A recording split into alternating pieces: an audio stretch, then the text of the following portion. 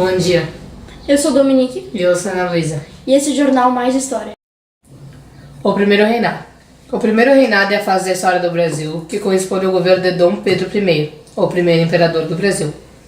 Essa fase teve início em 7 de setembro de 1822 e termina com a abdicação de Dom Pedro I em 1831.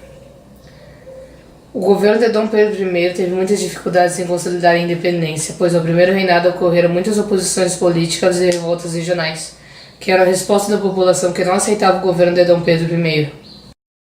A história do primeiro reinado foi marcada por fatores importantes para a política brasileira, como a Assembleia Constituinte, 1823, a Constituição de 1824, a Confederação do Equador, 1824, a Guerra de Cisplatina, em 1825, e a abdicação de Dom Pedro, em 1831.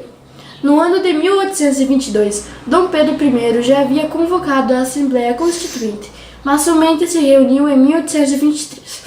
A formação de uma Constituição para o Brasil era o principal propósito da convocação. Apenas membros da elite fizeram parte da elaboração da Constituição de 1824. A primeira Constituição do Brasil tinha um caráter elitista e excludente. Deu total poder a Dom Pedro I, enquanto o direito de votar e se candidatar era restrito aos mais carentes. Sem nenhuma satisfação com isso, os pernambucanos defendiam a separação de algumas províncias do nordeste do Brasil. O movimento foi abafado com extrema violência pela tropa imperial. Durante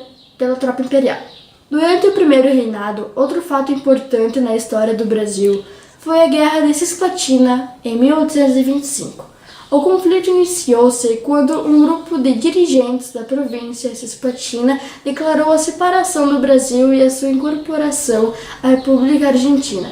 Sendo assim, Dom Pedro I declarou guerra à Argentina e o exército brasileiro foi derrotado, causando graves prejuízos pelo grande número de soldados mortos. A Inglaterra se interferiu no conflito, fazendo com que o Brasil e a Argentina assinassem um tratado de paz. Então a província Cisplatina declarou sua independência desses dois países, tornando-se a República do Uruguai.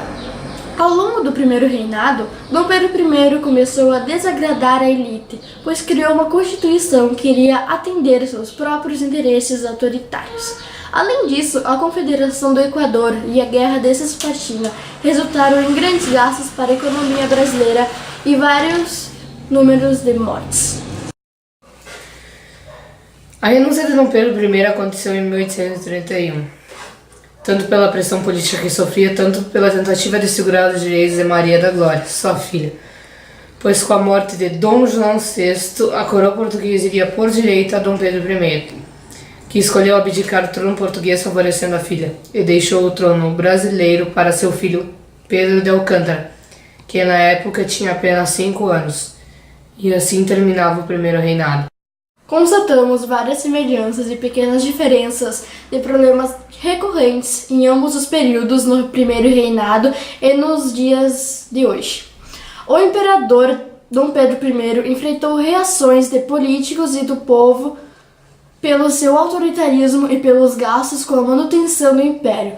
O atual presidente do Brasil, Temer, enfrenta dificuldades em governar pela oposição de vários políticos e do povo por estar envolvido em escândalos financeiros de corrupção. Dom Pedro I, lutando pelo poder, fez com que o país sofresse com problemas financeiros acarretados pelas dívidas de guerra. A inflação atingiu a população, criando insatisfação com as condições sociais e políticas do Brasil.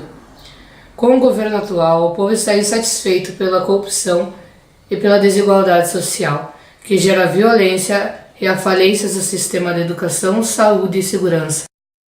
Conclui-se que governar um país requer, além de inúmeros conhecimentos, uma visão ampla daquilo que realmente é necessário para o seu povo, para não deixar que esses vivam uma desigualdade social, para que toda a nação usufrua de uma forma plena e satisfatória. Sua cidadania, a ética, é fundamental importância para se ter uma sociedade igualitária, pois ela pode fazer a população admirar seus governantes e viver num país democrático de direito.